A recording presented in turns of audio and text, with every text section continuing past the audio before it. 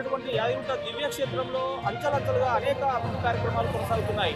ఈ కార్యక్రమాలు కొనసాగడానికి ఇటీవల నియమితులైనటువంటి సీనియర్ ఐఏఎస్ అధికారి ఎస్ వెంకట్రావు గారు చాలా చొరవ చూపుతున్నారు.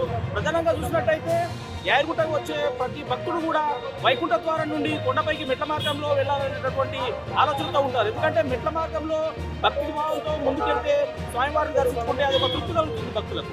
అందుకోసం మెట్ల మార్గంలో వెళ్ళే సమయంలో రాత్రిపూట భక్తులు వెళ్తున్న సమయంలో మెట్ల మార్గంలో వీధి లైట్లు లేకపోవడం అనేటటువంటి ఒక సమస్య తలెత్తింది. వీధి లైట్లు లేవు.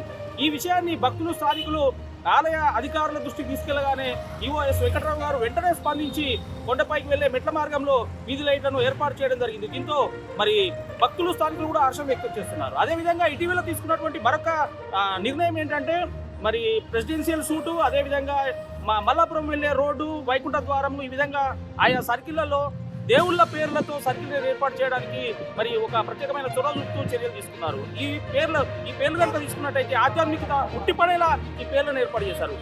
గరుడ సర్కిల్, అభయాంజనేయ సర్కిల్, యాదవసి సర్కిల్, ప్రహ్లాద సర్కిల్ అనేటటువంటి ఈ పేర్లతోని ఆధ్యాత్మికత ఉట్టిపడేలా, భక్తిభావం ఉట్టిపడేలా 5 సర్కిళ్లకు 5 పేర్లను ఏర్పాటు చేయడం జరిగింది. ఈ త్వరలో ఈ విగ్రహాలతో పాటు ఈ సర్కిళ్ల పేరు నేమ్ బోర్డులను, సూచక బోర్డులను కూడా ఏర్పాటు చేయనున్నారు. అదేవిధంగా మరొక విషయం ఏంటంటే భక్తులకు తలెత్తుతున్న సమస్య ఏంటంటే మరి యాదగిరిగుట్ట కొండపైన వైకుంఠ ద్వారం నుండి తులసి కాటేజ్కి వెళ్లే మార్గంలో సరైనటువంటి రవాణా సదుపాయాలు లేవు. దీనివల్ల అక్కడే మరి కాటేజీలు కానీ, తర్వాత కొండపైకి వెళ్లే మార్గంలో కాటేజీలు ఉంటాయి, అక్కడే సత్రాలు ఉన్నాయి.